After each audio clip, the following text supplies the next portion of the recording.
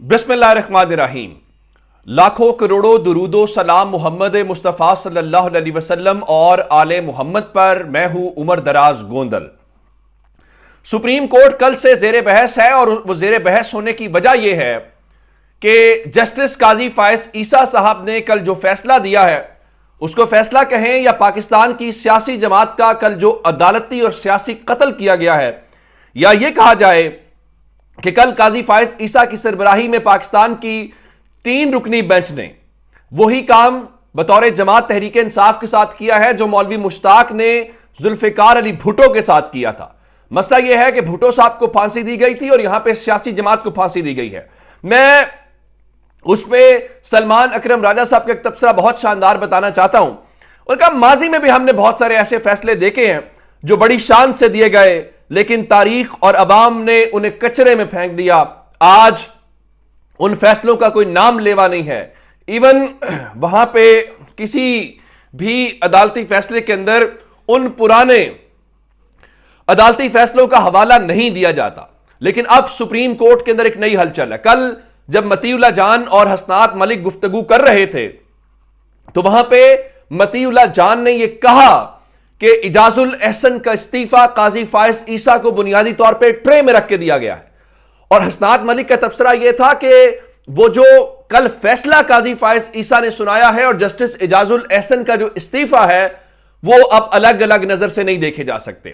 اب اس کے بعد چونکہ مظاہر نقوی کا استعفیٰ ہوا، اعجاز الاحسن کا استعفیٰ ہوا، اب سپیکولیشنز بہت زیادہ تھیں کہ جو سپریم کورٹ کے اندر سے مزید استعفے آ سکتے ہیں۔ اب مزید استعفے کون سے آ سکتے ہیں؟ بہت سارے لوگ یہ باتیں کر رہے ہیں کہ وہ بینچ جس نے فوجی عدالتوں والا فیصلہ سنایا اس کے اوپر ریڈ کراس لگایا گیا ہے، اور اس کے بعد طارق مسعود صاحب نے ظاہر ہے اس فیصلے کی تفصیلی فیصلہ آنے سے پہلے اس فیصلے کو معطل کر دیا، حالانکہ تفصیلی فیصلے کا انتظار کیا جاتا ہے جو کہ نہیں کیا گیا۔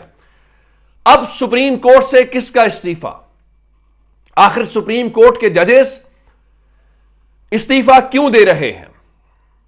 جو رؤف حسن صاحب نے دعویٰ کیا تھا تحریک انصاف کے سیکرٹری اطلاعات نے کہ ان کے ذرائع یہ بتاتے ہیں کہ اعجاز الاحسن صاحب کام نہیں کرنا چاہتے تھے قاضی فائز عیسیٰ صاحب کے حوالے سے، یہ ان کا دعویٰ ظاہر ہے، اور ٹی وی کے اوپر بیٹھ کے انہوں نے کہا ہے۔ اب یہ جو استعفے والی بات ہے یہ اچانک کہاں سے آئی ہے؟ عامر سعید عباسی جو ہیں وہ سپریم کورٹ کو عدالتوں کو کور کرتے ہیں، چونکہ میں نے اور انہوں نے مل کے دنیا نیوز میں کام کیا اور وہ بڑے اچھے جرنلسٹ ہیں، میں ان کی بڑی قدر کرتا ہوں۔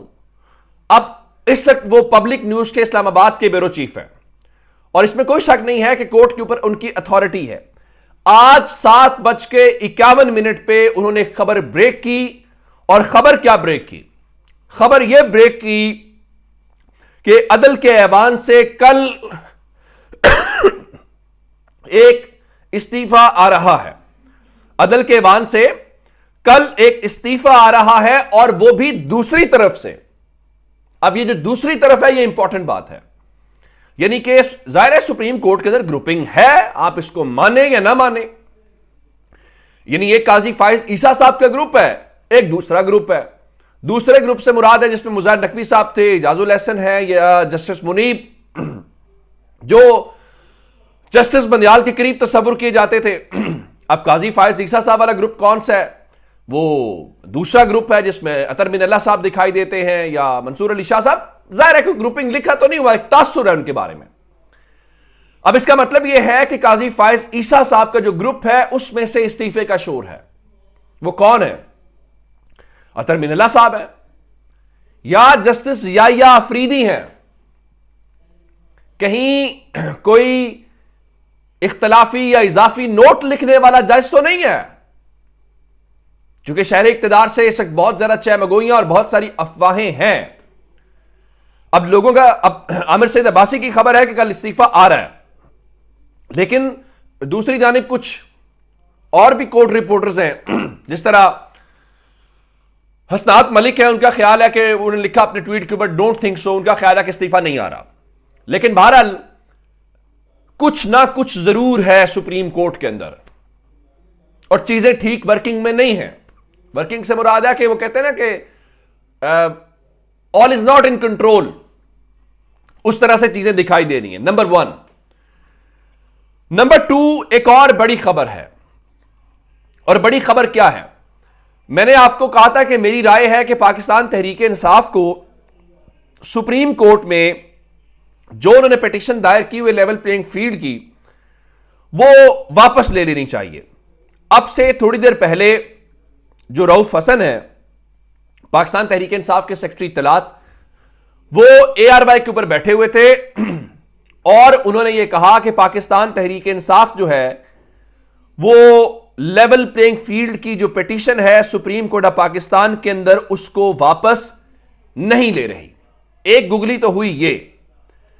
اب دوسری گگلی کیا ہے؟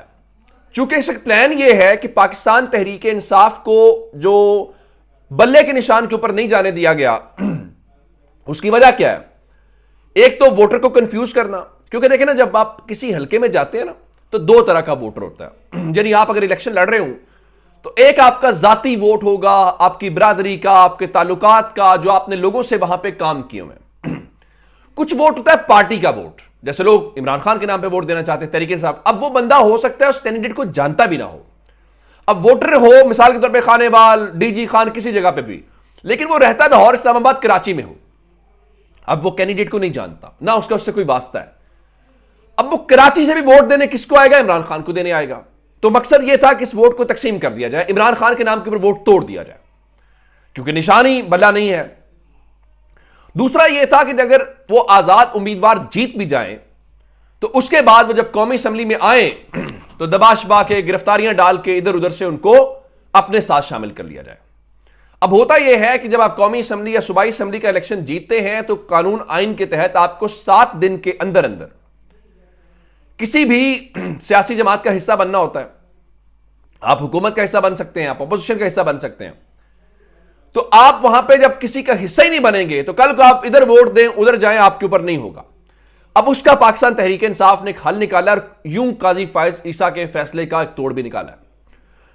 اس وقت رؤف حسن کے مطابق انہوں نے فیصلہ یہ کیا ہے کہ جیسے ہی جن لوگوں کو وہ کہہ رہے ہیں ان سے بیان حلفی لے لیں گے اپنے امیدواروں سے, تو جو بھی الیکشن جیتیں گے الیکشن کے بعد ان کی پارٹی میں شمولیت کروائی جائے گی. چونکہ پاکستان تحریک انصاف سے تو آپ اس کو مانیں گے نہیں نا کہ آپ بلے کے نشان کے اوپر تو جیت کے نہیں آئے. تو اس کا مطلب ہے کوئی ایسی جماعت جس کے پاس اس کا انتخابی نشان بھی ہو. سوری. اب اس میں بتایا گیا ہے کہ ایک جماعت کا تعلق پنجاب سے ہے اور دوسری کا خیبر پختونخوا سے ہے, جہاں پہ پاکستان تحریک انصاف ان کے ساتھ بات چیت کر رہی ہے. اور بات چیت کرنے کا مطلب یہ ہے کہ اپنے امیدواروں کو جیتنے کے بعد اس پارٹی میں شامل کر کے جو ان کی فلور کراسنگ ہے اس کے اوپر پابندی لگ جائے گی. پھر یہ نہیں ہوگا کہ وہ تحریک انصاف کو ڈچ کر کے اس طرف چلے جائیں. اگر جائیں گے تو جس طرح باقی یہ منحرف راجہ ریاض ٹائپ جو ہیں یہ ان والا معاملہ ہوا, یا باقی جو تھے علیم خان جنہوں نے ووٹ دیا پنجاب اسمبلی میں, تو وہ ڈسکوالیفائی ہو جائیں گے کیونکہ فلور کراسنگ الاؤ نہیں ہے. اب اگلی خبر سن لیجئے. کراچی میں آج سی ویو کے اوپر جو ریلی تھی, بہت بڑی ریلی تھی, اور شیر افضل مروت نے بتایا ایک تو وہ کراؤڈ پولر ہے, دوسرا انہوں نے عوامی طاقت کا مظاہرہ کر کے بتایا کہ عوام نے کل کا فیصلہ نہیں مانا, بلہ ہو یا نہ ہو لوگ وہیں کے وہیں کھڑے. اور ایک بات اور بڑی دلچسپ ہے کہ پاکستان تحریک انصاف کا انتخابی نشان بلہ یہ وہ نہیں ہے. پاکستان تحریک انصاف کا انتخابی نشان عمران خان ہے, یہ ہمیں ماننا پڑے گا. اس کے بعد انہوں نے ایک ورکرز کنونشن رکھا ہوا تھا میسر ہاؤس کے اندر, اور وہاں پہ شیر افضل مروت نے خطاب کرنا تھا, لیکن سندھ پولیس وہاں پہ پہنچی اور کئی کارکنوں کو حراست میں لے لیا.